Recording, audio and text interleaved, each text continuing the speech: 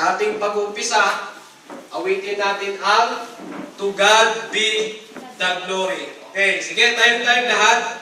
Kasi wala pang, may gitara tayo, kaso lang hindi nyo alam yung kanta, so hindi muna ako magigitara. Okay? Para mas makabisado natin yung kanta. Okay ba yun? O sige, awitin natin. O sige. Ito yung gitara natin eh. Sige.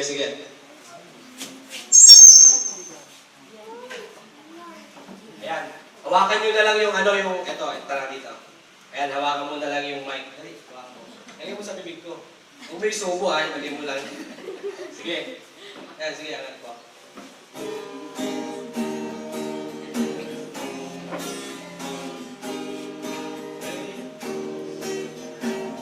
Okay, to God be the glory ha. Ready, sing. To God be the glory, great things He hath done.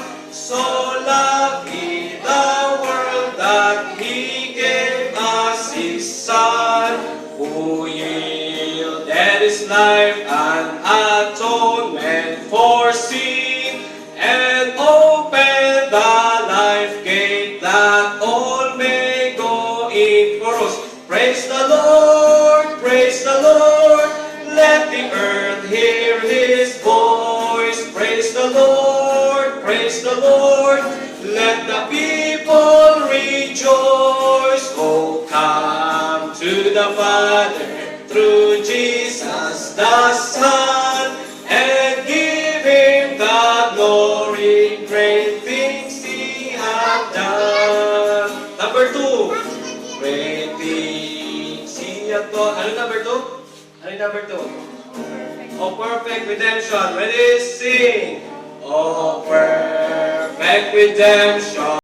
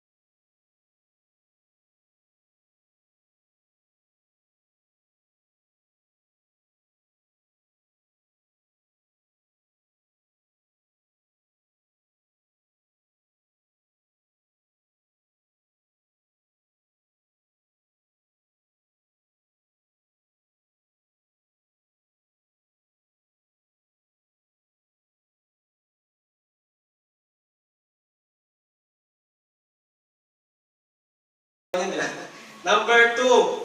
Okay, yung kanta ay, dito ka ba? Kasi wala pa akong mic stand eh. Ikaw muna ang mic stand ko. Sige, dito sa Glory to His name. Sino nakakalam naman yan? Ay, hindi rin alam. Okay. Glory to His name ha. Okay, ready? Sing. Down at the cross where my Savior died, downward for cleansing from sin I cried. There to my heart was the blood applied. Glory to His name. Glory to His name. Glory to His name. There to my heart was the blood applied. Glory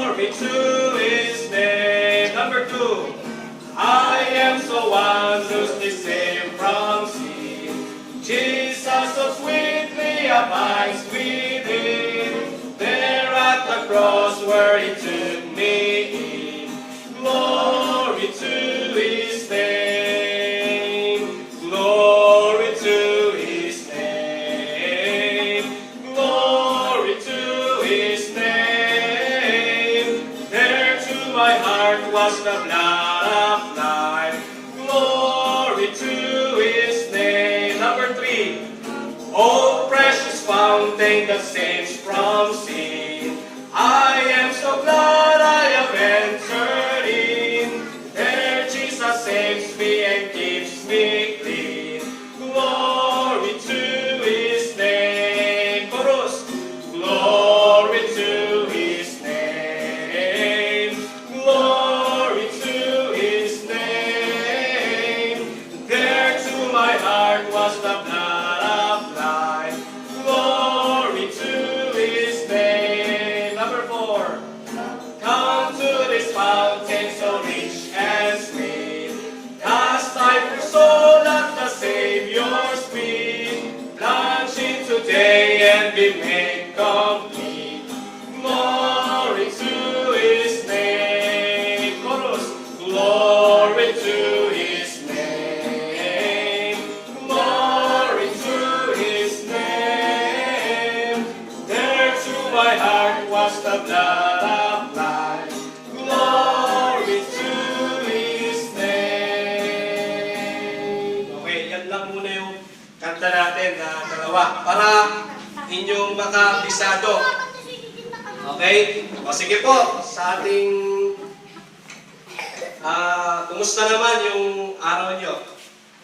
Yung umagang ito. Pansinin nyo, hindi pa tayo gaanong nakapag-ayos-ayos dito. Siyempre, ganun talaga sa umpisa. Okay, parang sa bahay lang yan di ba? Pag naglipat ka ng bahay, kailangan, hindi naman biglaan boom agad. Hindi naman biglaan may aircon agad, may kisame agad, di ba? Kaya medyo pagpasensyahan muna natin. Okay, pagpasensyahan muna natin yung lugar natin. Kasi ganyan talaga sa pag-umpisa. So ako po ay masaya at kayo po ay nandito ngayon sa gawain ng Panginoon. Ito po ay Bible Baptist Church. Pero hindi natin pag-uusapan yung simbahan. Kasi alam ko magkakaiba tayong simbahan.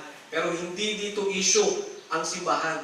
Ang issue dito ay yung salita ng Diyos. Kasi ang pinag-uusapan natin dito ay ang salita ng Diyos. Meron pa ba kayong alam na mga kaibigan na pupunta? Punta pa? Sila, yung mga taga dyan. Yata makapunta. Okay? So, ngayon, magpapakilala muna ako. Magpapakilala pa ba ako?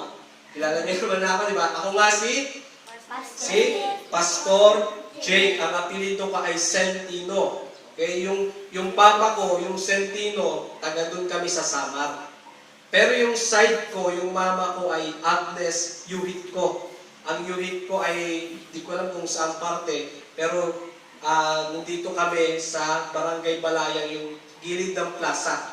Ayan, ito yung pinsan ko. Kilala niyo si Rose Ann? Ayan, pinsan ko yan. Tapos si Ninya, sa likod. Pinsan ko rin yan. So, kilala niyo si Ate Lida. Tita Lida. Kilala niyo? Ayan, Tita Lida Naseno. Tita ko siya. Tapos si Lolo Dading. Ayan, nandun kami yung mga kamag-anak ko. So, ayan kami. Ako nga pala ay taga Bible Baptist Church doon sa Bulacan. At ako ay graduate ng seminary for 3 years sa Bible School. At ako ay tinawag ng Panginoon dito sa gawain. Alam nyo, naghanap ako ng mga lugar-lugar dito. Ang mahal pala ng upa. Oo. Nung pumunta ako sa bayan, alam nyo may upa na 10,000. Di ko alam, siguro, dahil nakita nila ako nakabihis, nakamotor, bakit tinaasan yung upa? Okay? Tapos, may 10,000, merong 5,000, merong 3,500, may 4,500. Nag-pray ako sa Panginoon, sabi ko, Lord, paano ba to? Hindi naman ako ganun kayaman. Ba? Basta ang sabi ko sa Panginoon, kung saan mo ako dalhin, Panginoon, dun ako. At bahala ang Panginoon yung magbigay, mag-provide ng pangangailangan. Pero sabi ko, sa nawa, ang prayer ko, hindi po mahal. Kasi syempre, hindi naman tayo ganun kayaman. Pero ang Diyos natin mayaman. Kaya niyang i-provide yung pangangailangan natin. Hanggang sa Wednesday yun, yung mga nakarang araw, hanggang sa Thursday, hanggang sa Friday na, ayun, nag-ikot-ikot ako sa bayan, nakarating ako matayong-tayong sa palak-palak. Diyan, may nagpapaupa doon sa matayong-tayong. 10,000. Grabe, kala mo ang ganda ng ng bahay. Mas malaki pa nga ito kung tutusin. Mas malaki pa to. Tapos sabi ko sa Panginoon, mamahal pa ng upa. Akala ko pag probinsya, mura lang. Nung galing ako sa bayan, tapos nung pauwi na ako, sabi ko sa Panginoon, Lord, alam ko dito mo ko tinawag eh. Hindi ko lang makita yung lugar. Hanggang sa alam niyo yung Bogas, di ba? Gasoline station. Paglingon ko sa kaliwa, kasi pauwi na ako, nakita ko yung kababata ko. Yung classmate ko nung daycare pa. Kilala niyo si Vincent Gakusan. Si Vincent, sino nakakilala kay Vincent Gakusan? Wala? Kababata ko siya, tawag dito, classmate ko siya nung ako ay daycare. Dito ako nag-daycare sa Tarlac. Kilala niyo si Ma'am Perlita. Opo. Teacher ko siya nung daycare ako. Tapos kilala niyo si Kyope. Di ba anak niya yon? Ayun. Yan yung mga kabatch ko. Sila dito. Tapos noong nalipat ako sa Bulacan, doon ako lumaki sa Bulacan, kaya nga hindi ako natutong mag-Ilocano. Yan. Kaya pag nag-Ilocano kayo, hindi ko maintindihan. Ya? Pwede nyo na akong ibenta. Kasi hindi ko naman alam. Okay. At ako po ay masaya kasi tandaan nyo itong araw na ito. Ano bang araw ngayon? October 25. 25. Ano nga? October 25. Ito yung unang simba natin. At ang prayer ko, nawa, hindi ito yung una at huli yung pagsimba. Okay? Mamaya naman, pagpunta nyo, pangit naman ang simbahan, hindi na ako magsisimba dito. Sana hindi ganun yung isip nyo. Okay? Kasi, ang simbahan, ito ang tandaan nyo ang simbahan, hindi yan nakabase sa ganda ng lugar. Yan ang tandaan nyo. Ay, simbahan yun Bakit? Kasi ang laki, may aircon, ang ganda ng lugar. Alam nyo, ang simbahan, nakabase yan sa Biblia. Okay? Ulitin ko, ang simbahan, hindi nakabase. Pero maganda yung building natin, tama? Okay yan, mas maganda na, may aircon, mas maganda yung lugar. Maganda yan. Pero sa atin, bilang nag-uumpisa, siyempre, hindi naman biglaan na may mga gamit agad-agad dyan. Dahan-dahan lang. Alam ko nga, nahihinitan kayo kasi isa lang yung electric fan. Pero time will come. Gaganda rin yung lugar natin. Okay? So, tayo mag-uumpisa, tayong lahat ay tumayo, tayo magbabasa ng Biblia. Okay? Tayong lahat, meron ba kayong Biblia dyan? Ayan, meron kayo. Pero sa bahay nyo, meron kayong mga Biblia? O meron naman. O next time next time, dalhin nyo, gusto ko yung Biblia nyo. Okay? Kung meron kayong Biblia, dalhin nyo. Okay ba yun? O sige. Meron pa ba dyan sa May upuan pa yata dito. Meron pa dyan? Ay, si ate. Si ate. Yan dyan. Dito ka, te. Ayan, sige. Ayan. Sige. Okay. Okay na po. Meron na mga Biblia. Okay. Ito ay, actually, hindi to Biblia Ito ay New Testament. Ang Biblia kasi, Old and New Testament. Nagets nyo? Alam nyo yung Old Testament, di ba? Lumang tipan. Alam nyo yung bagong tipan. Ito yung New Testament. Kumbaga, ito yung kalahati ng Biblia. Ulitin ko pag sinabing Biblia, it composed Old and New Testament. Pero ito ay New Testament. Okay, magbabasa tayo ng Biblia. Buksan natin sa John 3:16. Doon tayo mag-umpisa sa pinaka-basic. Sino nakakabisado ng John 3:16? Kabisado nyo na to Okay, sa John 3:16. Meron ba ditong Baptist? Wala, no? Walang Baptist dito. Lahat dito ay anong karamihan, magkakaiba tayo. Kaya ate Baptist kayo? Dati. Sige, pero tandaan nyo hindi natin pag-uusapan ang relihiyon dito. Okay? Ang pag-uusapan natin ay kung ano ang nakalagay sa Biblia. Okay, sa John 3:16. Sino na nakakita? Okay, gusto ko basahin natin ng sabay-sabay. Okay. Sa John chapter 3. Anong page? 290. 290? Okay, 29, tingnan nyo mga bata, sa page 290. Alam ko yung mga bata dito marunong na magbase. Kumbaga sa module, dapat alam paano sagutan. Ganun din sa Biblia. Hello po ate, si Ate Joy, magandang umaga po.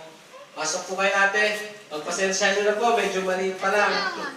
Medyo mainit-init pa. Okay, sige po. Okay na po ba? Sa page, pakishare niyo si Ate Joy. Sa page, picture. Okay, sa page 290, tama? Okay, nakita na po. Tayo na kayo. Ayan, sige, tayo. Pag magbabasa ng Biblia, kailangan nakatayo. Diba? Kailangan maayos yung tayo kasi Biblia ito eh. Salita ito ng Diyos. Okay, sa John 3:16, gusto ko ay sabay-sabay nating basahin. Okay? Sabay-sabay nating basahin. Sa John 3:16, sa English muna, yung may guhit. Okay, ready? Read.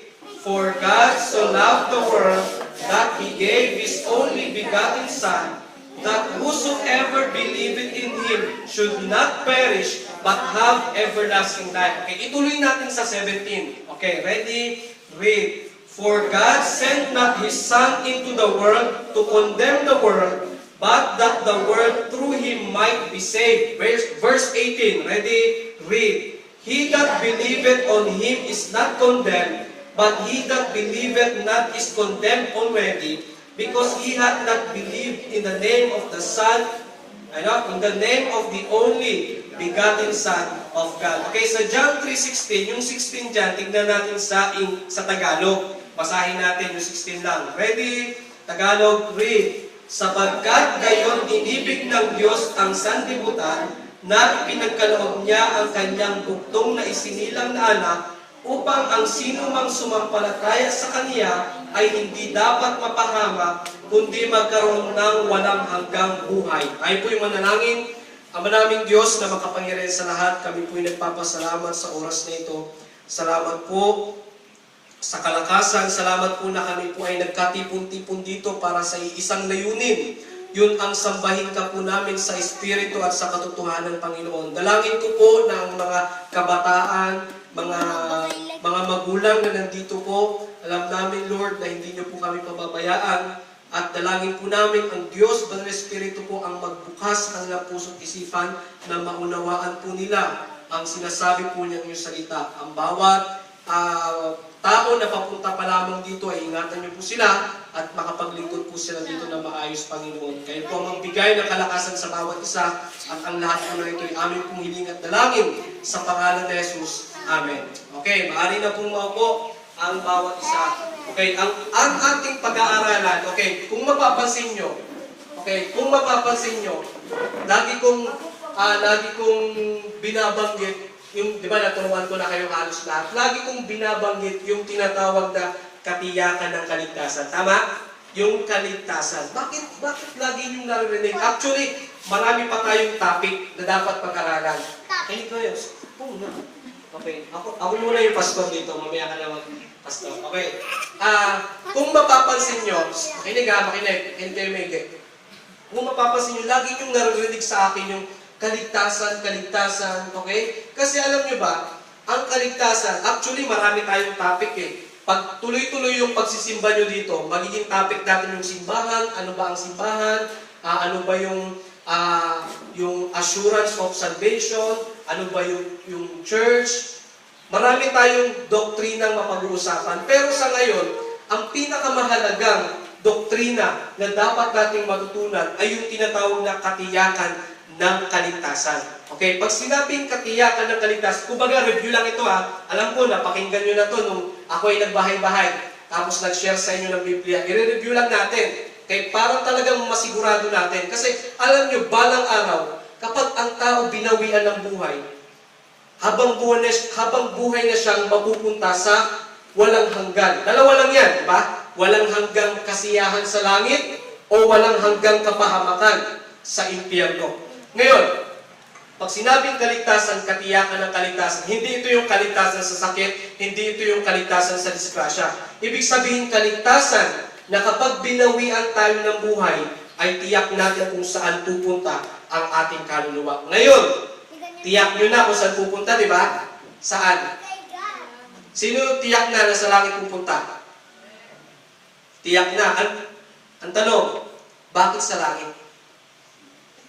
Ikaw, bakit sa langit? Okay. Okay, may sagot siya. Bakit sa langit? Kayo ate, bakit sa langit?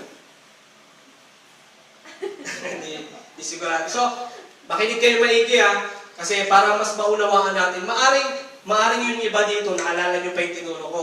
Okay, pero for the sake sa mga hindi pa nakakaalam, ituturo ulit natin. Pag sinabing katiyakan ng kaligtasan, makinig kayo maigi ha, hindi ito yung kaligtasan sa sakit, hindi ito yung kaligtasan sa disgrasya. Ibig sabihin kaligtasan na kapag binawian tayo ng buhay, ay tiyak natin kung saan pupunta ang ating kaluluwa. Okay, ang tanong dyan, kapag tayo binawian ng buhay, saan pupunta ang kaluluwa mo? Yung iba, sabi nila, sa langit daw sila. Bakit sa langit? Kasi, mabait ako eh. Nakarinig na ba kayo ng ganon? Para daw mapunta sa langit, kailangan magpakabait. Yung iba naman, sabi nila, ako sa langit. Bakit? Kasi, miyembro ako ng simbahan. Kailangan daw magpamiyembro sa simbahan para daw mapunta sa langit. Yung iba naman, sabi nila, aminado sila na sa impyerno daw sila. Kasi, dami nilang kalukuhan, ginagawa, marami silang bisyo, sumusuway sila sa utos ng magulang, nakikipag-away sila, nakakapagmura sila. So, aminado sila na sa impyerno daw sila pupunta. Yung iba naman, sabi nila, hindi nila alam. Aminado sila na hindi nila alam. Pero, ano ba talaga ang paraan ng Diyos kung paano ang tao makakarating sa langit? Ito nga ba ay sa pamamagitan na dapat magpakabait ka? Ito nga ba ay sa pamamagitan na dapat magpamiyembro ka sa simbahan? Ano ba talaga ang paraan ng Diyos? Ngayon, sabi ng Biblia, makinig kayo maigya. Sabi ng Biblia, kapag ang tao na namatay, meron siya pupuntahan, langit o impyerno. Ngayon, pag sinabi naman kamatayan, kasi ang unang step kung bakit pupunta ang tao sa langit o sa impyerno, ang unang mangyayari sa tao, mamamatay muna. Tama? Di naman yan katulad ni San Goku na biglang pupunta sa langit eh. Biglang pupunta sa impyerno. Mamamatay muna siya. Okay? Ngayon, doon tayo sa kamatayan. Kasi yan yung number 1 na dapat nating paghandaan. Yung tinatawag na kamatayan. Ano ba pag sinabing kamatayan? Okay? Sa English niyan is death. Makinig kayo maigi. Death means separation. Pag sinabing kamatayan, ang ibig sabihin niyan ay paghihiwalay. Okay? Bakit kaya paghihiwalay? Okay? Kasi alam nyo ba, kapag ang tao namatay, merong maghihiwalay. Unang hihiwalay, ano yun? Yung kaluluwa. Saan ba pupunta yung kaluluwa pag namatay? Sa langit yan o sa impyerno? Ngayon, ano yung hihiwalay na pangalawa? Yung physical natin. Pag tayo namatay, saan ba pupunta yung physical natin? Sa lupa. Yan yung iiyakan, paglalamayan, na balang araw, ikaw yung iiyakan. Ikaw yung paglalamay, ililibing. Tapos, uurin. Nasa mabubulok hanggang sa magiging lupa. Yan yung hihiwalay, yung physical. Okay? Tapos yung kaluluwa natin. Ngayon, sabi ng Biblia, bago pupunta ang tao sa langit o sa impyerno, ang tao mamamatay. Ang tanong, bakit kaya ang tao namamatay? Bakit kaya ang tao namamatay? Ngayon, magbuklat tayo ng Biblia.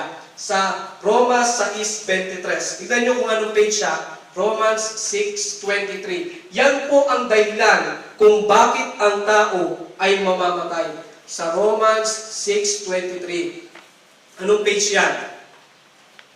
Pag nakita nyo na. Romans. Ano? 6:23. Anong page?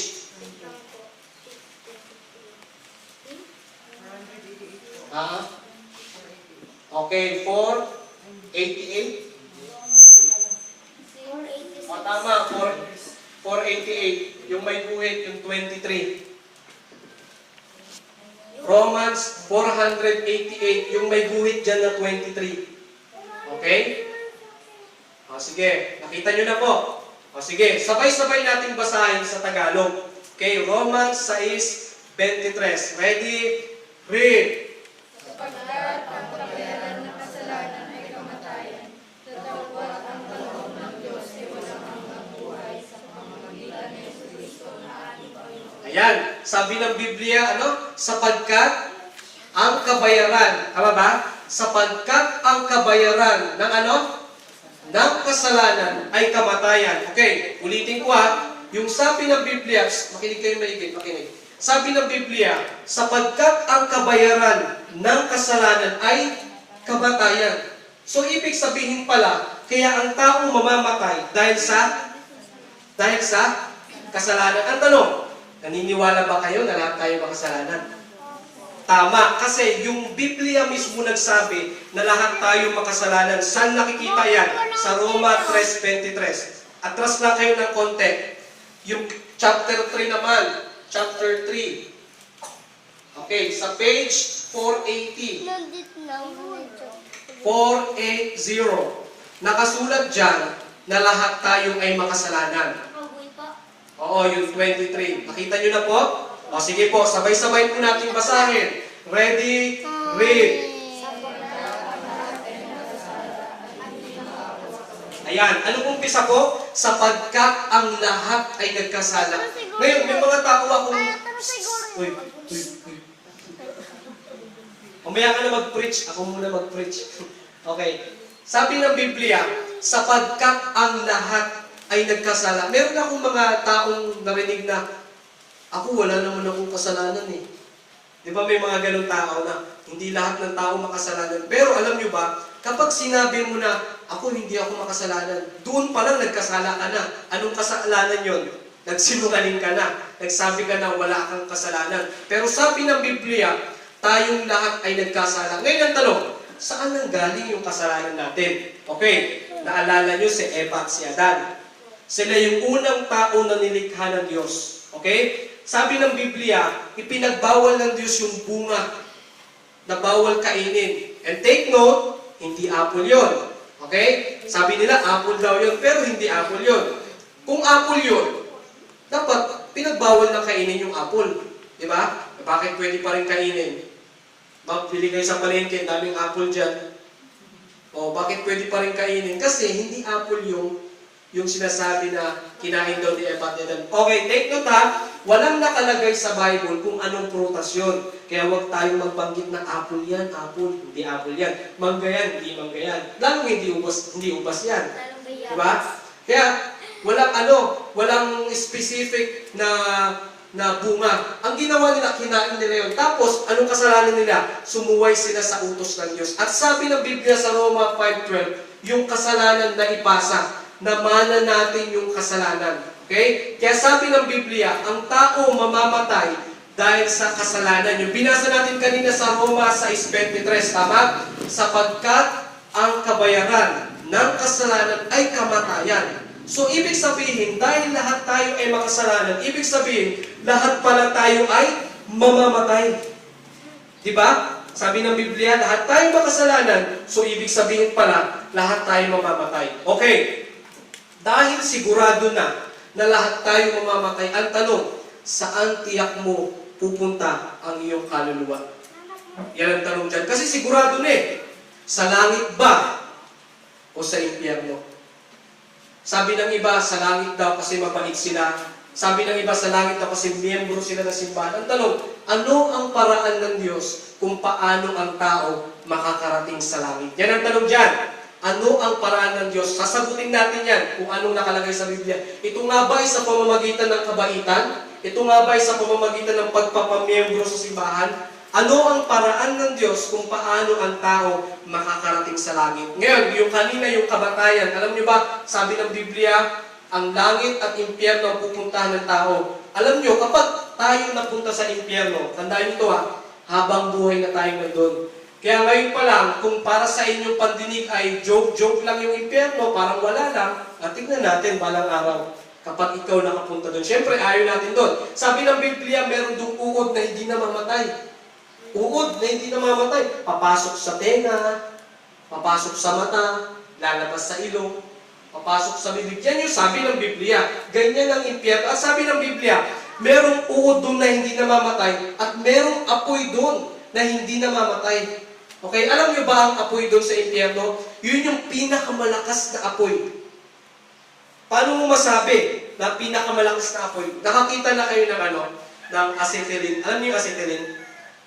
Yung pamputol ng bakal, yung apoy na sobrang nipis na, yung bumubuga siya, tapos pag ginanon yung bakal, putol. Di ba pag binuksan mo yun, orange na, di ba? Parang gano'n, parang gumaganon pa lang yun, di ba? Tapos pag in-adjust mo, parang gumaganon na, hanggang sa sobrang bilis, hanggang sa yung apoy nagiging blue, tama? Ibig sabihin, sobrang init nun. Hanggang sa yung dulo ng apoy, straight na yan eh. Hindi na gumagano niya kasi in-adjust na. Tapos naging straight, ibig sabihin sobrang init na yon. Tapos yung dulo nun, hindi na nakikita na apoy. Tapos pag nilagay sa bakal yun, isang ganun lang, putol yung bakal. Yung apoy sa dulo, yun yung apoy na hindi nakikita. Ibig sabihin sobrang init. Kaya magtataka ka, sa impyerno, di ba dapat maliwanag doon? Kasi may apoy. Pero sa impyerno may apoy, pero madilim. Bakit? Kasi kumbaga ayon sa acetylene, yung pinakamalakas na apoy sa dulo, pag ginanon sa bakal putol, yung apoy na yun hindi nakikita. Kaya sa impyerno, yung apoy doon, bakit madilim? May apoy naman. Kasi yung apoy doon, yung pinakamainit na apoy, ano yun? Yung apoy na hindi nakikita. Kaya sa impyerno, madilim doon. Ang tao hindi magkikitaan doon. Sabi ng Biblia, buong katawan natin doon susunugin sa impyerno. Puro sakit. Hindi ka na mamamatay doon kasi patay ka na eh. Yung kaluluwa mo na punta sa impyerno, puro sakit, puro panghihinayang, at puro pag-iyak, at sasabihin mo, sayang dapat pala nung ako'y nabubuhay pa sa lupa, dapat pala sinigurado ko na sa langit ako pupunta. Kasi alam nyo ba, kung hindi natin sigurado na sa langit tayo pupunta, sabi ng Biblia, sa impyerno tayo pupunta. Pero ang tanong, Pastor, paano? Paano tayo makakarating sa langit? Simple lang. Okay, sa John 3:16, yung binasa natin kanina, nandyan nakalagay yung susi. Paano tayo makakarating sa langit? I-analyze natin maigi kasi Biblia ang batayan natin dito. Ang paglilingkod natin sa Panginoon, kailangan naka-Bible-based tayo. Okay? Nasa Biblia lahat ng sinasabi natin dito. Sa John 3:16, anong page ulit doon? 290? 290, tama? 290. Okay, may guhit ba yan? 16? Ayan, may guhit yan Okay, ano nakasulat dyan? Nakita nyo na po ba? Say amen nga kung nakita nyo na po. Amen. Okay, amen. Sa John 3:16, ano nakasulat dyan? Okay, sabi dyan, for God so loved the world. Sa Tagalog, sapagkat inibig ng Diyos ang sanlibutan. Ibig sabihin, minahal tayo ng Diyos. Tama? Lahat ng tao sa buong mundo ay minahal ng Diyos. Ang tanong, bakit ba tayo minahal ng Diyos? Bakit nga ba? Ito ang katotohanan. Alam nyo ba na lahat tayo bawal sa langit? Lahat tayo bawal sa langit. Ang langit banal, ayaw ng Diyos na kasalanan. Ako makasalanan. Sa tingin ko, pag namatay ako, at gusto kong pumasok sa langit, sa tingin ko, hindi ako papapasukin ng Diyos eh. Bakit? Banal ang langit at ako makasalanan. Saan ako pwede? Sa impyerno. Kasi sa impyerno ko pagbabayaran yung aking kasalanan. Lahat tayo papuntang impyerno. Yan yung dahilan kung bakit tayo minahal ng Diyos. Kasi hindi tayo karapat-dapat sa langit kasi makasalanan tayo. Lahat tayo pagbabayaran natin yung kasalanan natin sa apoy ng impyerno, sabi ng Biblia. Yan yung dahilan kung bakit sinabi dyan na, for God so loved the world. Ngayon, merong ebidensya yung pag-ibig niya. Tama? Lahat tayo dito umibig na. Tama? Si ate po, tsaka si kuya, mag-asawa po kayo. Tama po? Ano po pangalan niyo, kuya? Tonton.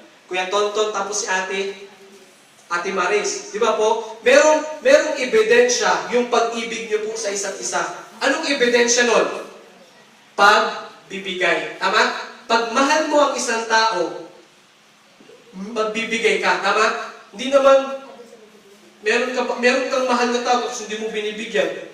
Mahal mo ba yun? Hindi kasi ang tunay na umiibig, sabi nga ng kasabihan, di ba?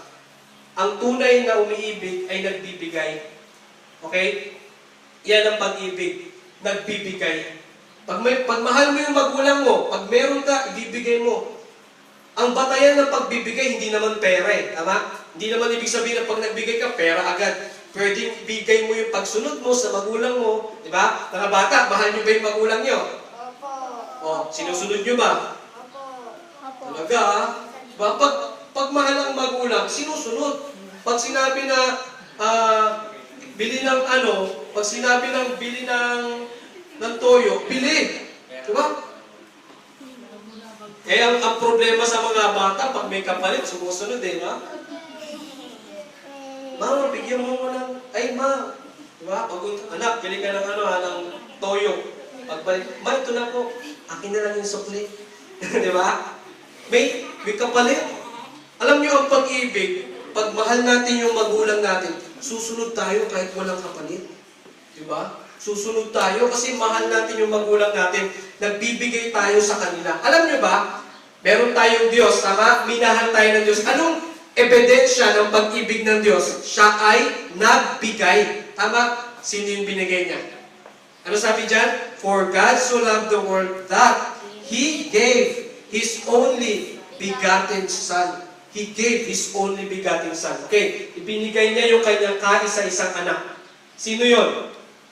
Si Jesucristo, ang Panginoong Jesucristo, si Jesus Christ. Si Jesus Christ ay Diyos na nagkatawang tao, bumaba dito sa lupa, napako sa krus. Pero alam niyo ba, bago siya napako, pinagbubugbog muna siya, pinaghahampas. Kinurunahan siya ng tinik, pinunit yung damit niya, pinako siya sa krus, tinusok yung tadyang niya, pinainom siya ng suka, halos maligo siya ng dugo.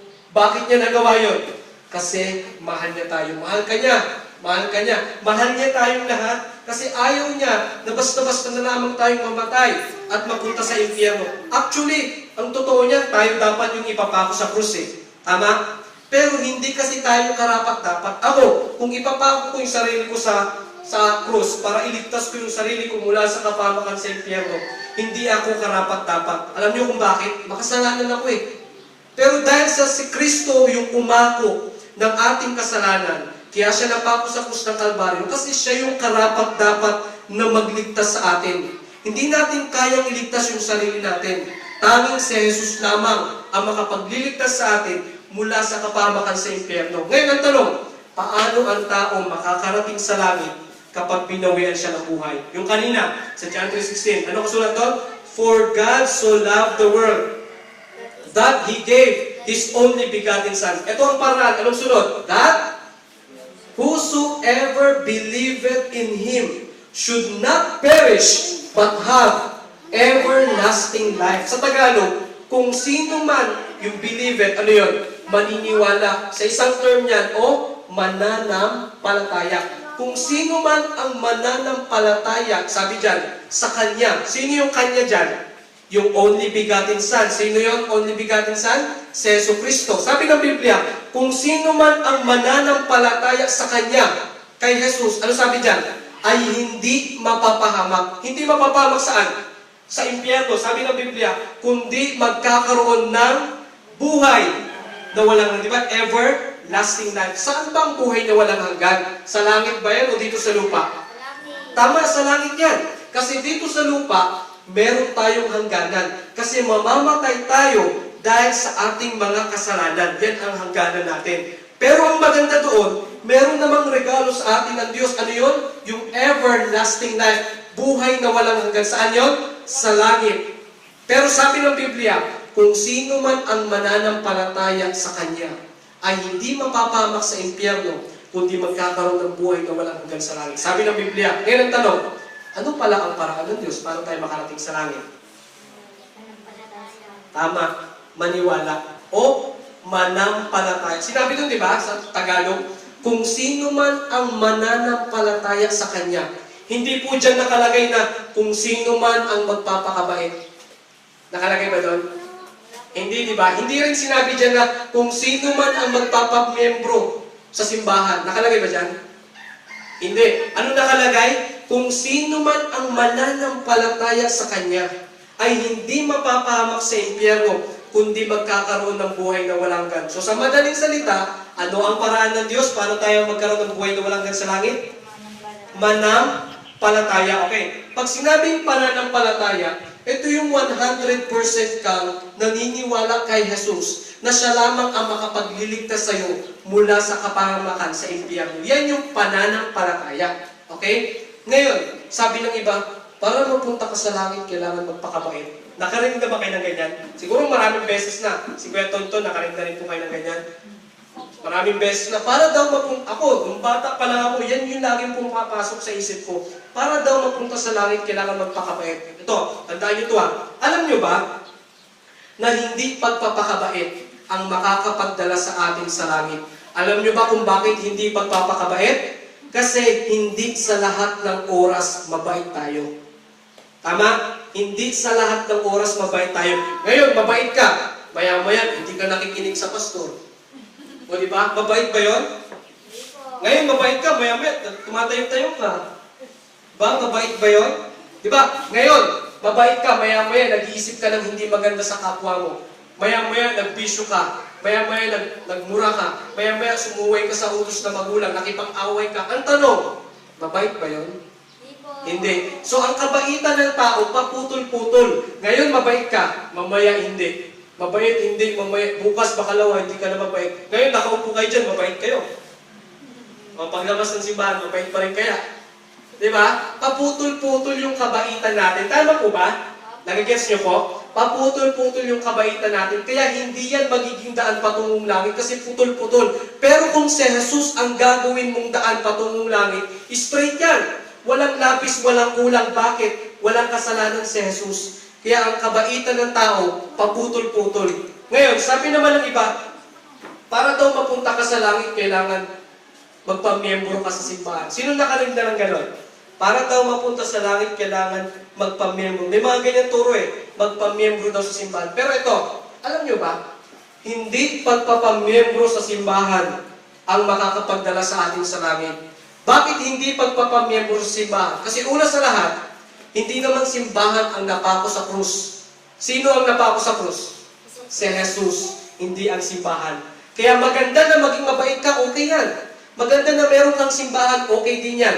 Pero hindi yan sapat para makarating ka sa langit. Ang sapat lamang para makarating tayo sa langit, yung sabi ng Biblia, kung sino man ang mananampalataya kay Jesus, ay hindi mapapahamak sa impyerno, kundi magkakaroon ng buhay na walang hanggan. Itong simbahan natin, ano pangalan ng simbahan natin? Bible Baptist Church. Dito sa simbahan ito, kahit na magpamiyembro ka dito, kahit na maging masipag ka pa dito, kahit araw-araw ka pang pumunta sa simbahan ito, kung hindi ka nananampalataya kay Jesus, sa impyerno ka pa rin pupunta. Kasi walang simbahan na nakakaligtas. Yan ang tandaan nyo.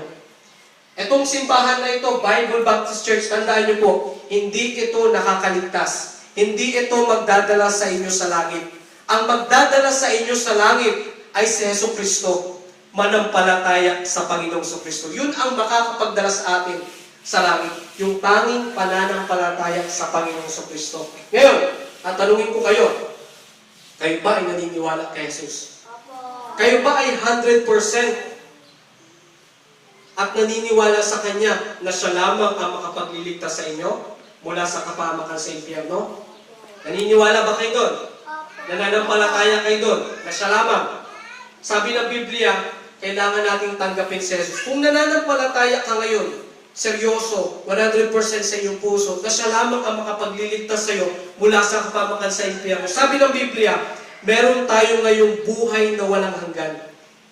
Sa langit yun. Yun yung regalo. Kasi sabi ng Biblia, kung sino man ang mananampalataya sa Kanya, nananampalataya kayo ngayon, kung yung pananampalataya nyo ngayon ay seryoso kayo at 100% sa inyong puso, na siya lamang ang makapagliligtas sa iyo mula sa kapahamakan sa impyerno. Sabi ng Biblia, meron tayo ngayong buhay na walang hanggan. At ang buhay na walang hanggan, sa langit yan. Kasi sabi ng Biblia, ang tanong, bakit si Jesus lamang ang dapat nating tanggapin sa palatayanan para mapunta tayo sa langit? Bakit siya lang? Okay, buksan nyo sa John 14:6. Ito ang dahilan kung bakit si Jesus lamang ang dapat nating sampalatayanan, paniwalaan at tanggapin sa ating puso. At wala nang iba. Yan yung dahilan kung bakit siya lamang. Sa John 14:6. Anong page yun? 338, tama? Chapter 14, verse 6. Okay. Nakita na po? Diyan po sa likod, narinig niyo po ako? Narinig niyo po ako, okay pong boses? Okay, sige. Okay, nakita nyo na po ba? O sige, sabay-sabay po nating basahin sa Tagalog. Okay? Sa Tagalog. Okay. Say amen po kung nakita na. Amen. Okay. John 14:6, handa, basa. Sinabi ni Jesus sa kanya, ako ang daan, ang katotohanan at ang buhay. Walang taong makakalapit sa Ama, kundi sa pamamagitan ko. Ayan. Sabi po ng Biblia, sino nagsasalita dyan? Si Jesus. Ano sabi ni Jesus? Sinabi ni Jesus sa kanya, ano sabi niya? Ako ang daan, ang katotohanan at ang buhay. Walang sino mang taong makalalapit sa Ama. Nasaan ba yung Ama? Diba nasa langit? Walang sino mang taong makalalapit sa Ama o sa langit, kundi sa pamamagitan ko. Yan ang sabi ni Jesus. Hindi niya sinabi doon na, gusto mo mapunta sa langit? Ang kabaitan ng daan. Sinabi niya yun? Hindi niya sinabi yun. Hindi niya rin sinabi na, gusto mong mapunta sa langit?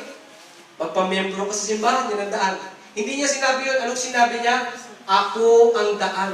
Si Jesus mismo ang daan. Ngayon, paano natin siya maging daan?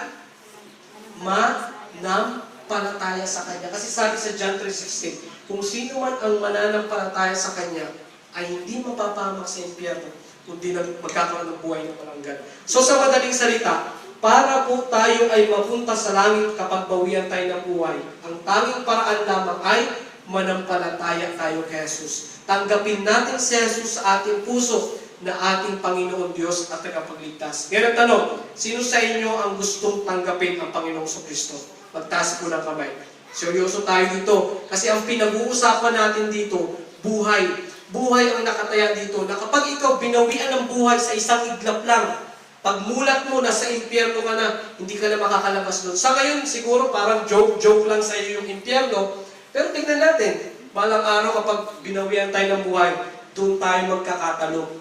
Kapag ang tao tumanggap sa Panginoon, sa langit siya pupunta, sabi ng Biblia. Hindi ko sinasabing huwag tayong magpakabait. Maganda na maging mabait tayo, maganda na meron tayong simbahan, okay lahat ng yan. Pero hindi yan ang makakapagdala sa atin sa langit. Ayon sa Biblia, ang makakapagdala sa atin sa langit ay ang pananampalataya natin sa Panginoong Kristo. Tanggapin natin si Jesus na ating Panginoong Diyos at tagapagligtas. So lahat po kayo, nais niyong tanggapin si Jesus, tayo pong lahat ay mananalangin. Kaya sundan niyo po ako sa panalangin, seryoso tayo.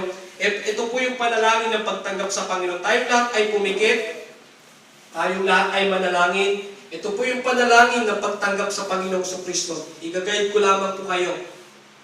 Okay, tayo po yung manalangin, sundan niyo po ako.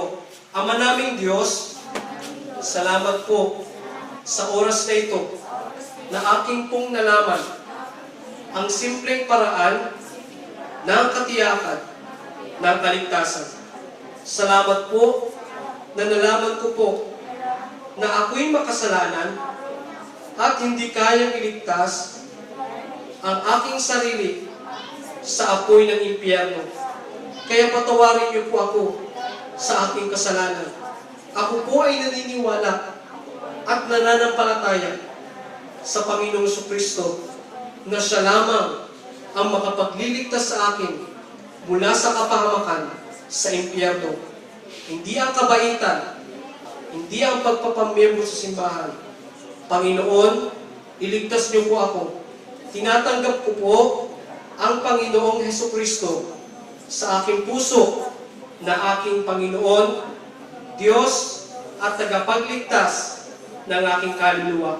Salamat po sa buhay na walang hanggan na regalo niyo po sa akin.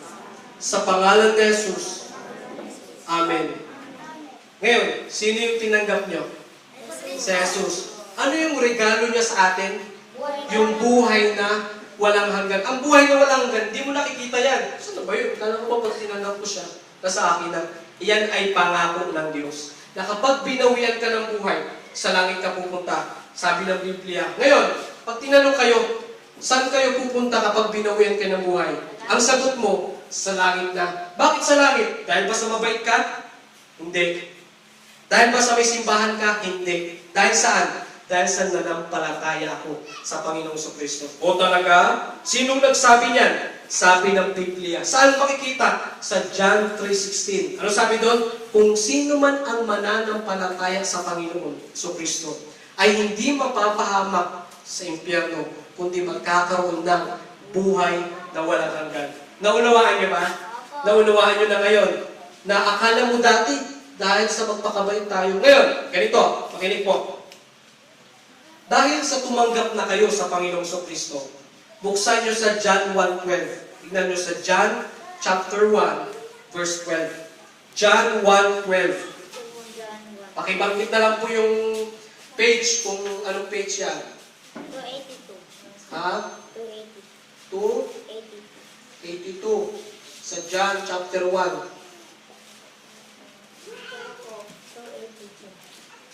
2:82. Okay, John 1:12. Okay. Basahin natin sa English, tapos sa Tagalog. Okay, John 1:12 sa English muna. Nakita na po sa amen po. Amen. Okay, ready? Verse 12, read. But as many as receive him, to them gives he power to become Okay, kung sa Tagalog yan, ganito. Diba sabi, but as many as received him. Sa Tagalog, okay, basahin nyo sa Tagalog. Ready? Handa? Basa. Sapagkat gaya ng marami na tumagal sa kanya, ay ibinigay niya sa kanila ang kapangyarihan upang maging mga anak ng Diyos, sa pagpupuri sa kanila na nananampalataya sa kanyang pangalan. Okay, ano sabi ng Biblia? Datakwat gaya ng marami. Anong kasunod? Datakwat gaya ng marami na tumanggap sa Kanya. Ang tanong, tumanggap na tayo sa Kanya? Tumanggap na ba tayo sa Kanya? Opo, tumanggap na tayo sa Kanya. Kanina lang, di ba, tinanggap nyo si Jesus? Anong kasunod? Datakwat gaya ng marami na tumanggap sa Kanya. Anong kasunod? Ay ibinigay niya sa kanya ang Kapangyarihan. Pag sinabing kapangyarihan, other term niyan is karapatan. Okay? Karapatan. Sabi diyan, karapatan na maging mga, nakasulat diyan, lalaking anak ng Diyos. Ibig sabihin, lalaki lang hindi. General yan. Okay? Binigyan ng Diyos ng karapatan na maging mga anak niya. Sino yon? Yung mga tumanggap. Diba? Datapwat gaya ng marami na tumanggap sa Kanya. Tumanggap na ba tayo? Amen. Sabi doon Biblia, binigyan tayo ng karapatan ng Diyos na maging mga anak niya. So sa madaling salita po, ito, analyze nyo maigi. Hindi lahat ng tao ay nilikha ng Diyos. Nakikinig kayo? Lahat ng tao nilikha ng Diyos. Yan ang tandaan nyo Ulitin ko. Lahat ng tao ay nilikha ng Diyos. Pero, hindi lahat ng tao ay anak ng Diyos. Ulitin ko po lahat ng tao ay nilikha ng Diyos.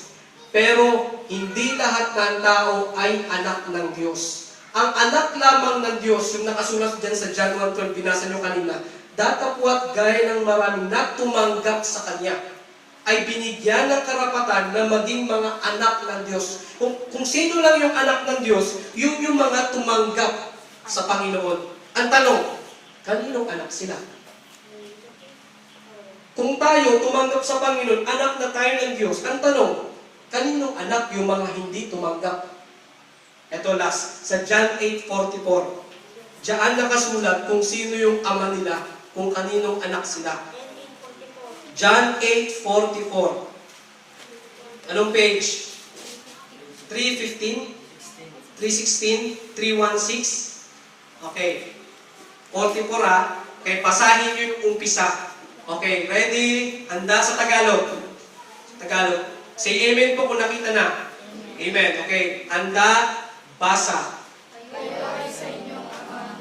Okay, ulitin natin. Ano nakasulat? Kayo ay sa inyong ama. Ayan. Kayo ay sa inyong mga amang Diablo. Okay. Yan yung mga tao na hindi tumanggap sa Panginoong Kristo. Kaya nga, kung sabi ng Biblia, kung nasan yung ama, nandun yung anak. Tama? Ganun, parang sa mga magulang ng puwet, di ba? Kung nasan po yung mga magulang, nandun din dapat yung mga anak. Okay? Kaya pag ang magulang ay nandun yung tahanan, nandun na build ng tahanan, syempre nandun din yung mga anak. Ganun din po sa atin yan. Ang ama na natin ngayon, nung tumanggap tayo sa Panginoon, sino na? Ang Diyos na. Okay? Ang Diyos na. Kaya pag tayo namatay, sa langit tayo pupunta kasi yung ama natin nasa langit. Pero sabi ng Biblia dyan, ang ama nila ay ang, ano nakasulat? Ang diablo. Then, hindi biro yan. Ang ama nila ay ang diablo. Kaya kapag sila binawian ng buhay, syempre, saan sila pupunta? Sa impyerno. Alam naman sa langit. Ama nila, diablo, edi sa langit. Langit ba? Impyerno. Diba? Sa impyerno kasi ang ama nila. Pero, itong maganda dito, lahat tayo dito ngayon, tumanggap na sa Panginoon. Ibig sabihin, anak na tayo ng Diyos. Sinabi dyan, di ba? Datapwat gaya ng marami na tumanggap sa Kanya, ay binigyan tayo ng karapatan na maging mga anak ng Diyos. Lagi niyong isaisip, lahat ng tao nilikha ng Diyos, pero hindi lahat ng tao ay anak ng Diyos. Ang anak lamang ng Diyos ay yung mga taong tumanggap sa Kanya. Naunawaan niyo? Nagets niyo? Okay, sino ang may tanong? Meron bang tanong? Nagets niyo ba yung kaligtasan? Okay? Di ba sa inyo dati, hindi mo talaga alam kung paano maligtas, hindi mo talaga alam kung paano pupunta sa langit. Akala mo magpakabait, akala mo magsimba lagi. Hindi pala. Itong ginagawa nyo, nagsisimba kayo, hindi ito ang magiging dahilan para mapunta kayo sa langit. Ang magiging dahilan kung bakit kayo mapupunta sa langit dahil sa tinanggap nyo si Jesus. Meron ba kayong tanong? Sino ang may tanong? Para clear tayo, klaro. Meron po ba tanong? Wala na. Okay. So, ang schedule kasi natin, ganito ang schedule natin. Okay? Kinig kayo. Itong umpisa kasi natin na ito, ang tawag dito ay Sunday School. Ano nga ulit? Sunday School. Sa mga church nyo dati, may Sunday School kayo tinatawag. Sunday School. Anong oras na ba? Ang Sunday School. Ang oras natin ay 10:16. Okay, ang Sunday School na natapos yan ng 10:30, pero 10:16 pa lang. So, meron bang tanong? So, wala nang tanong. Okay, so, yan ang katiyakan ng kaligtasan. Pagkatapos natin dito, magkakantahan ulit tayo. Awitin ulit natin yung To God Be the Glory, yung Glory to His Name, para ma-memorize nyo. Tapos next Sunday, ibang kanta naman, para marami kayong malamang kanta. Okay, awitin natin yan. Tapos susunod niyan ay ang tinatawag na worship service. Yun naman ang preaching. Okay? Diba, nung sa mga simbahan nyo, may ganun din. Ngayon, Sunday School, pagkatapos nito, kantahan ulit, or may announcement, tapos recognition of visitors, tapos sunod niyan ay worship service. Ito na yung preaching, hanggang 11. Tapos ang schedule sa hapon, yung alas 2, yun yung para sa mga bata. Kaya sana yung mga bata, nandito sila mamayang alas 2, magpa-Bible study tayo, mag-aawit ulit tayo, tuturuan ko kayo ng mga kanta. Tapos alas 3 naman, or alas 4, balik ulit sana kayo dito, mga matatanda naman, para meron ulit service. 3 hanggang 4 lang yan ng hapon. Okay? Kasi ganun talaga ang paglilingkod sa Panginoon. Hanggat maaari nga whole day. Alam mo sinabi ng Biblia, ang paglilingkod sa Panginoon ay Lord's Day. Tama? Pag sinabing day, ilang oras yun? Ilang oras yung isang araw? 24 hours. Ngayon, kung ang simba mo ay umaga lang, hindi na Lord's Day yan. Lord's half day. Diba? Nagets nyo? Kaya kumbaga sa module, halos magpuyat ka dyan. Halos 24 hours. Ganun din naman dapat sa paglilingkod sa Panginoon. Kailangan no excuse. Kasi ang paglilingkod, siya ang dahilan kung bakit tayo buhay pa. Siya ang dahilan kung bakit tayo nakakapag-aral. Siya ang dahilan kung bakit tayo nakakakain. Lahat si Jesus ang dahilan. Kaya ang dapat natin gawin, maglingkod tayo. At ang paglilingkod natin ay hindi kabigatan yan. Ano ba yan? Meron na namang hapon. Dapat hindi ganyan. Kasi ang paglilingkod sa Panginoon, yan ay hindi kabigatan, pagpapala sa atin yan. Okay? Tayo manalangin. At pagkatapos nito, awitan ulit tayo. Then proceed tayo sa worship service, preaching naman. Tayo manalangin. Maraming Diyos na makapangyarihan sa lahat. Salamat po sa oras na ito. Salamat Lord sa kalakasan binibigay po sa amin. Bless niyo po ang aming pong pagpapatuluyan sa umagang ito. Patawad din po sa aming pong pagkakasala, pagkukulang sa inyong harapan. Sa pangalan ni Jesus. Amen. Okay, lahat tayo ay tumayo. Awit ulit tayo sa Panginoon. Awitin natin ang Yung to God be the glory. Okay. So yung mga, dito lang sila. Okay, mga bata, tumuna kayo ha. Okay, to God be the glory. Okay. Sige, awaitin natin. Dahil sa nag-umpisa pa lang naman tayo. Ito yung mic stand pa. Dito lang. Si Benedict muna ang mic stand pa. Kasi umpisa pa lang naman tayo. Next niyan, meron na tayo dyan. To God be the glory ha. Okay, ready? Sing. To God.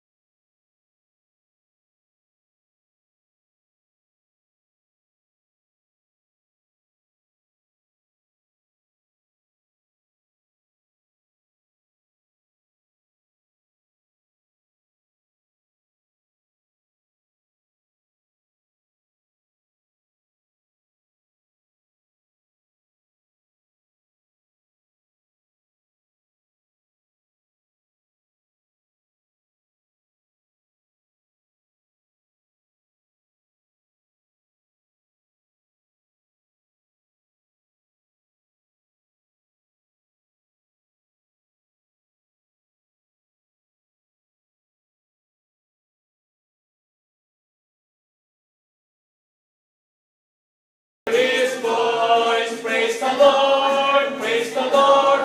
Let the people rejoice. Oh, come to the Father through Jesus the Son, and give Him the glory. Great things He hath done. Okay, other song. Yung pangalawa, yung glory to His name. Glory to His name. Yan, sige.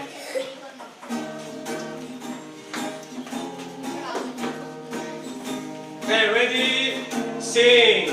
Down at the cross where my Savior died. Downward for cleansing from sin I cried. There to my heart was the blood applied. Glory to His name. Glory to His name. Glory to His name. There to my heart was the blood applied. Glory to His name. Number 2. I am so wondrously saved from sin. Jesus so sweetly abides within. There at the cross where He took me in. Glory to His name. Glory to His name. Glory to His name. There to my heart was the blood applied. Glory to His name. Number 3. Oh, precious fountain that saves from sin. I am so glad I have entered in. There Jesus saves me and gives me clean. Glory to His name. Glory to His name. Glory to His name.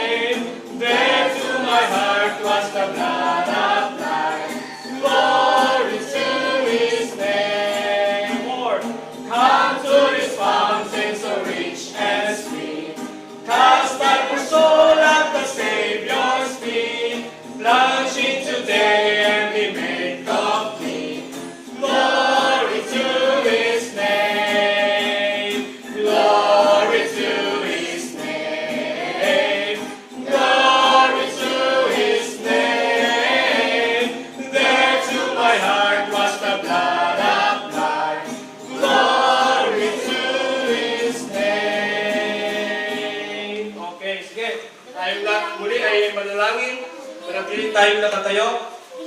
Tayo mag-pray. Okay, let's pray. Ama naming Diyos na makapangyarihan sa lahat. Muli kami po nagpapasalamat sa oras na ito. Salamat Lord sa kalakasan na binibigay niyo sa amin. Bless niyo po ang buong araw na ito. Patawad po sa amin kung pagkakasala. Pagkukulang sa inyong harapan. Sa pangalan ni Jesus. Amen. Amen. Okay, maaari na pong maupo ang bawat isa. So, muli, ako nga pala sino nga ako? Si Pastor Jake. Okay. So dito po tayo tinawag ng Panginoon sa Barangay Palayang, Victoria, Tarlac. Okay? Ako po ay taga Bulacan. Kung mapapansin nyo, meron akong mga kasama. Tama, nakita nyo yung mga kasama ko, mga kalalakihan. Yung isa doon ay pastor ko. So ako po ay sinamahan nila dito para ihatid lang yung mga gamit, para maglinis lang. Then, iniwan na nila ako. So ako lang mag-isa dito. Okay, so ang simbahan ito ay tuloy-tuloy po ito. Okay? Siguro hanggang sa ako ay mamatay, tuloy-tuloy pa rin ito. Dito tayo nilagay ng Panginoon, kaya at kayo yung mga naging tao dito. Kaya ang prayer ko sa inyo, nawa hindi ito yung una at huli yung pagsisimba. Sana tuloy-tuloy din po. At hindi lang tuloy-tuloy, kundi madagdagan pa tayo. Okay? Dumami pa tayo. Kaya yung mga kasama nyo, invite nyo sila. Okay? Invite nyo sila. Kaya sa atin po, mga naligtas na, mga tumanggap na sa Panginoon, kaya dapat, kung may mga kaibigan pa kayo, hayaan nyo lang ba, kayo lang yung pupunta sa langit? Hayaan nyo lang ba na sila hindi pupunta sa langit? Invite natin sila sa church para maturuan din sila ng salita ng Diyos at malaman nila yung tunay na paraan para ang tao makakarating sa langit. Okay? So, i-recognize pala natin yung bawat isa. Okay, muli, ako nga pala si Pastor Jake. Pwede ko bang malaman yung mga pangalan nyo? Ayan. So, mga kilala, alam ko, magkakakilala na kayo lahat eh. Kilala nyo na yung isa't isa, no? No? Tama? Kilala nyo na eh, kahit huwag na kayo magpakilala eh. Ako, kilala nyo na rin ako. Tama? Kasama ko nga pala yung mga pinsan ko, si Rose Ann, tapos si Ninya. Makakilala nyo sila, di ba? Tapos si Ate Roxanne. Ayan, yun dyan sa likod. So, lahat po kayo dito, welcome. Lahat kayo dito ay magkakamag-anak, no? So, lahat po kayo dito ay welcome. Meron tayong pananambahan kahit mamayang hapon. Alas 2 sa mga bata, ha?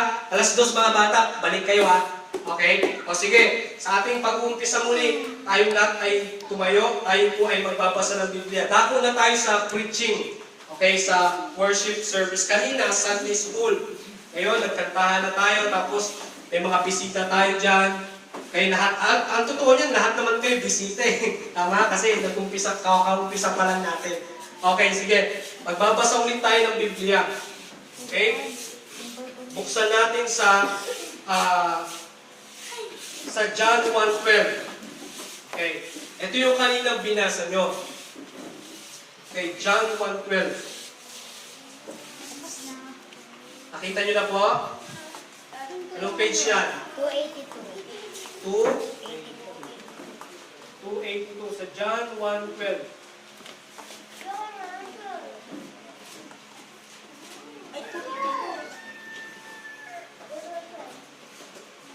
Okay, John 1:12. Sabay-sabay po natin basahin sa English muna. Okay, ready? Read. But as many as received Him, to them gave He power to become the sons of God, even to them that believe on His name. Sa Tagalog, ready, handa, basa. Datapwat gaya ng marami na tumanggap sa Kanya, ay ibinigay Niya sa kanila ang kapangyarihan upang maging mga lalaking anak ng Diyos sa mga tuwid sa kanila na nananampalataya sa Kanyang pangalan. Tayo po'y manalangin, Ama naming Diyos na makapangyarihan sa lahat. Salamat po sa oras na ito. Salamat po, Panginoon, muli sa mga tao na nandito na sa kabila ng medyo mainit, pero salamat, Panginoon, dahil sila ay patuloy na nagtsatsaga para makinig po ng iyong salita. At alam namin, Lord, na hindi habang buhay ganito kami, kundi alam namin, Lord, na you will provide yung aming pong mga pangangailangan, Panginoon. At yung mga tao na nandito, pagpalain niyo po sila, buksan niyo po patuloy ang kanilang puso't isipan na tanggapin po ang inyong salita, Panginoon. Salamat po. Patawad din po sa aming pong pagkakasala at pagkukulang sa inyong pong harapan. Sa pangalan ni Jesus. Amen. Okay, maaari na pong maupo. So, ito kanina, yung kaninang ginawa natin doon, anong katawag doon? Sunday school. Kaya ang Sunday school, dalawa kasi yan. Sunday school and worship service. Etong ginagawa natin ngayon, pangalawa na ito, worship service. Kumbaga ito na yung last. Okay? Worship service. Okay. Ang Sunday school kasi, more on knowledge siya. Okay? More on knowledge. Puro Bible, basa tayo ng Bible. Yan yung Sunday school. Kaya nga, pag sinabing school, pag sinabing school, ano dapat? Ang school na kung saan doon tayo natututo. More on knowledge ang school. Kaya nga, pag pumunta ka sa isang school, ano dapat gagawin mo? Mag-aaral. Bakit ka pumunta sa school? Para mag-aaral. Para mag-cutting? Hindi. Para mag-aral. Kaya ka ba pumunta sa school para mag-boyfriend? Para mag-girlfriend? Hindi. Kaya, yung iba, first day of school, girlfriend agad hinahanap no? Sino kaya gwapo dito? Ganun agad hinahanap ng iba Tama?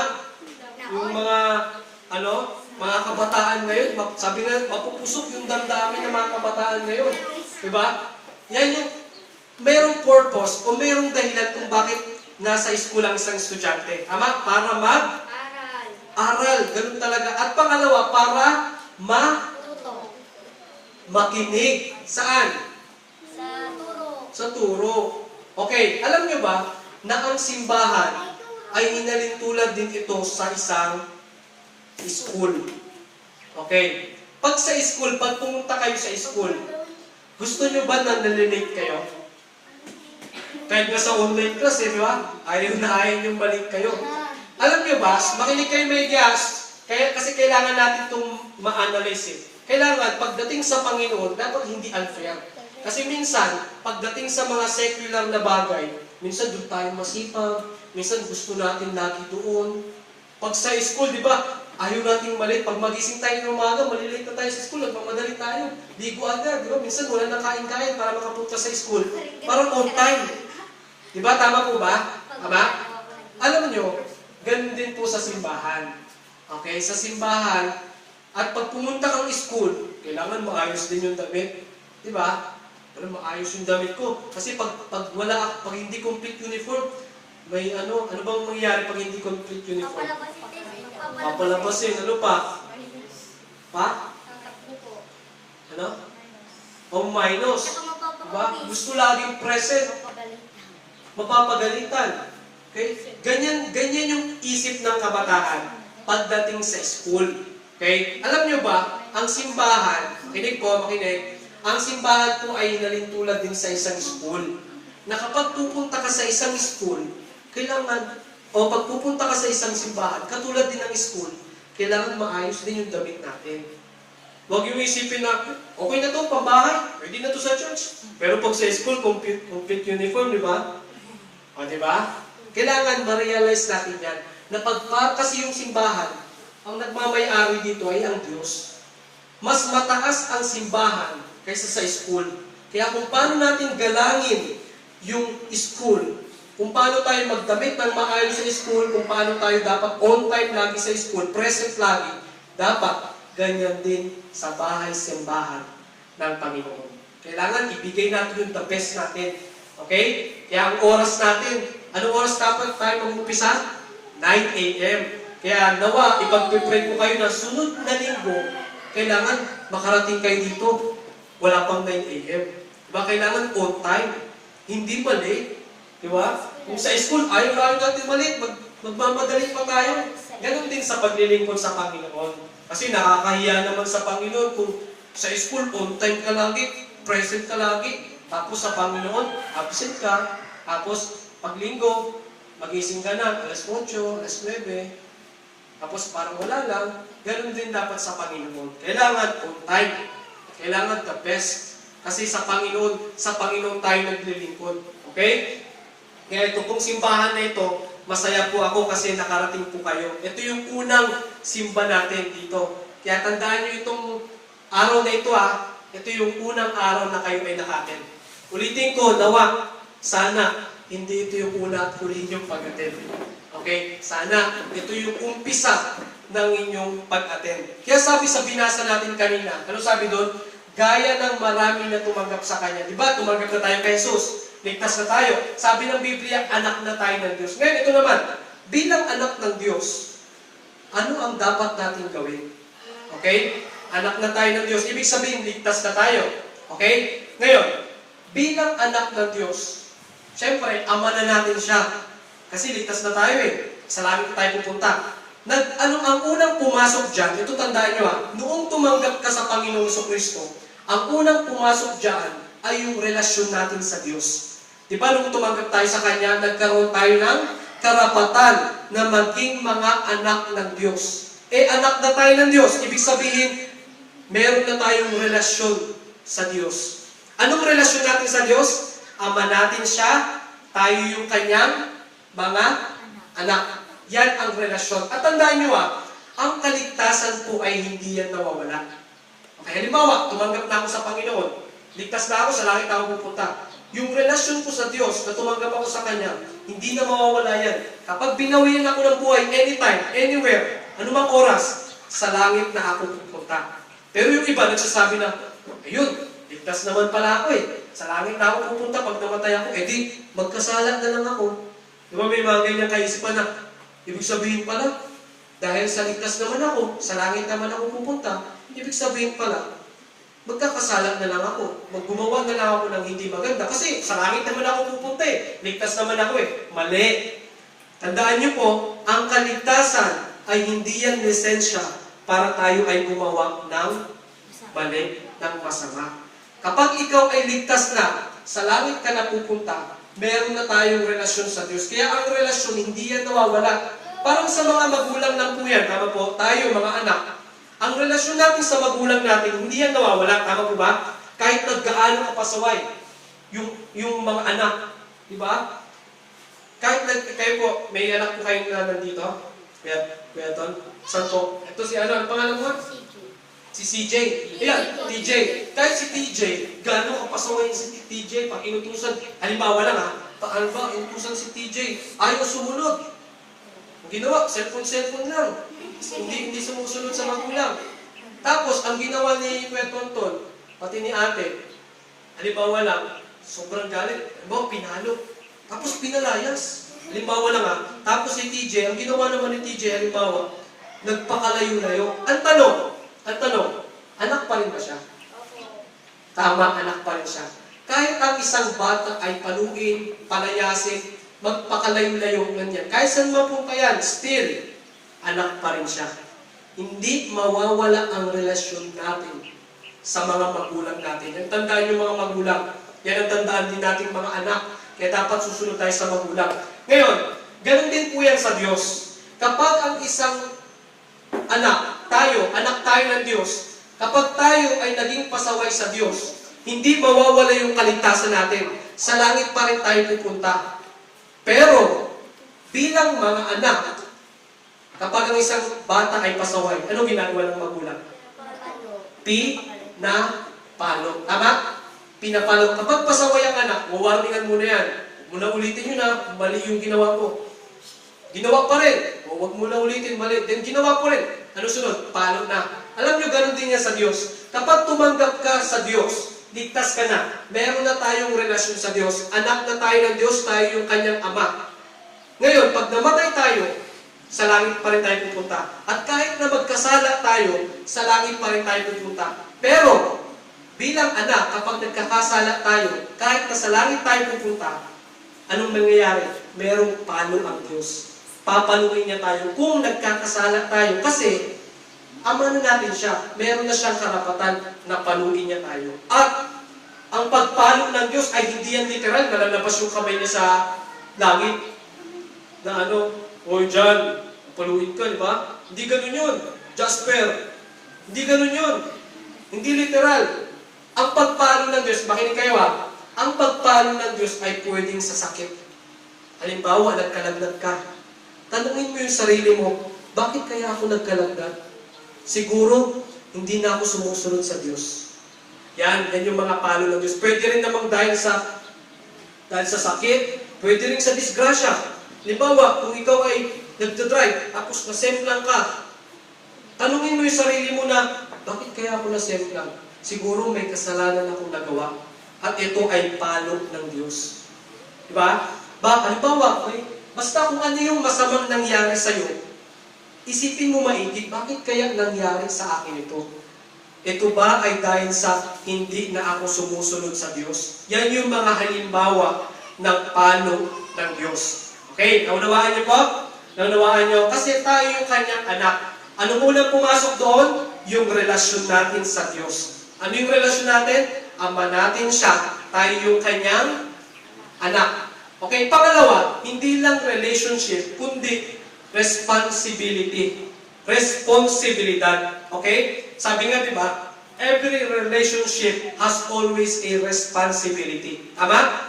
Meron tayong relasyon sa mga magulang natin. At hindi lang relasyon, kundi meron ding responsibilidad. Ganon din po yan sa mga may mag-asawa po, di ba? Mga mag-asawa, meron po kayong relasyon sa isa't isa at meron din po kayong responsibilidad sa isa't isa. Ganon din sa ating mga anak. Meron tayong relasyon sa magulang natin at meron din tayong responsibilidad sa magulang natin. Ngayon ang tanong, bilang anak, o mga anak, sino mga anak dito? Marami. Okay, ano ang responsibilidad natin sa magulang? Ano? Anong responsibilidad natin sa magulang? Ano? Sumunod. Parang hindi makapagsalita. Ano ulit? Sabay-sabay. Ano ulit? Sumunod. Yan ang responsibilidad ng magulang, ay ng anak sa magulang. Sumunod. Okay. Ano namang responsibilidad? Kumbaga, vice versa yan eh. Makinig. Kumbaga, vice versa yan. Salitan yan, tapatan yan. Ano namang responsibilidad? Makinig. Harap dito sa akin, harap. Okay. Ano namang responsibilidad ng magulang sa anak? Ano? Ibigay yung pangangailangan. Tama? Turuan. Tama po. Turuan, alagaan, ibigay yung mga pangangailangan. Ibigay ng sapat na matitirahan, sapat na damit, tapos yung saktong pamumuhay, kahit hindi marami yan, basta sakto lang maalagaan yung anak.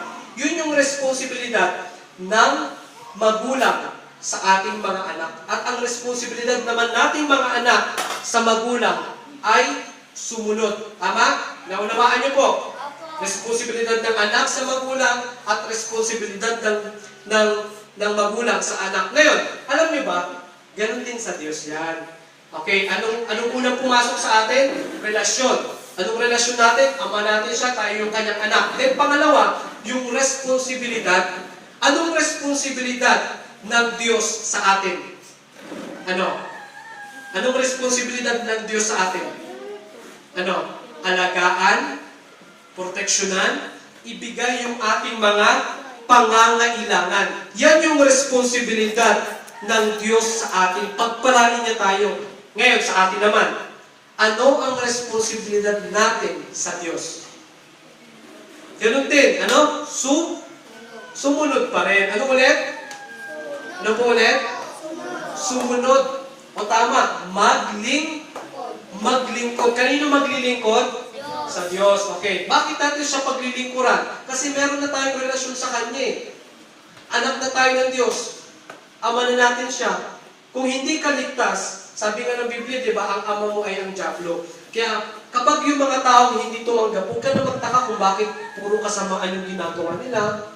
May mga tao na puro masama yung ginagawa nila. Bakit? Kasi hindi sila tumatanggap kay Jesus. Ibig sabihin, sabi kanina ng Biblia, ang ama nila ay ang diablo. Ibig sabihin sa impyerno sila pupunta. Pero tayo, makinig, pero tayo na mga tumanggap na kay Jesus, meron na tayong relasyon sa Kanya, at meron na tayong responsibilidad sa Kanya. Ang responsibilidad natin ay sumunod. Ngayon, paano tayo makakasunod? Makakasunod po tayo sa pamamagitan ng Kanyang salita. Okay? Ang utos ng Biblia, ang utos ng Diyos ay nandito sa Biblia. Hindi yan literal. Na lalabas yung boses, Carlo, magsahin ka na. Hindi ganun. Hindi literal na lalabas yung boses galing langit. Di ba? Carla, o mag-module ka na. Hindi ganun literal. Okay, ang boses ng Panginoon, tandaan niyo, makinig po, makinig. Ang boses ng Panginoon ay hindi na literal na galing sa langit tapos mapapakinggan natin. Ang boses ng Panginoon ay ito na mismo, ang Biblia. Kaya pag binasa niyo ang Biblia, makikita niyo dyan yung mga utos ng Diyos. Okay? Bigyan ko kayo ng mga kautusan. Kaya alam niyo ba, makinig may mga tao na ayaw nila sa Biblia. Bakit daw? Kasi maraming bawal. Okay, tandaan nyo itong simbahan natin, ano ang simbahan natin?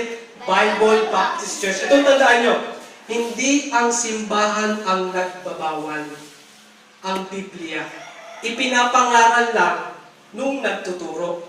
Okay? Kaya kung meron mang bawal, hindi dahil sa kami ang nagbawal, kundi dahil sa ang Biblia ang nagsabi na bawal. Ngayon, kung magalit ka sa nagtuturo, hindi ka nagalit sa nagtuturo, kundi nagalit ka mismo sa Biblia. Kasi kung ano yung ipinapangaral dito, ang Biblia mismo ang dahilan. Okay? Kaya sa atin po, sabi ng Biblia, nandito na ang kautusan niya. Anong mga utos niya? Bigyan ko kayo ng basic lang, malapit na tayo. Basic lang na utos. Halimbawa, pananalangin. Prayer. Sino sa inyo nagpe-pray? Pagkagising sa umaga, sino sa inyo nananalangin? Ate, sino pa? Kunti lang. Di ba? Utos yan. Tandaan nyo bilang anak ng Diyos, utos po yan.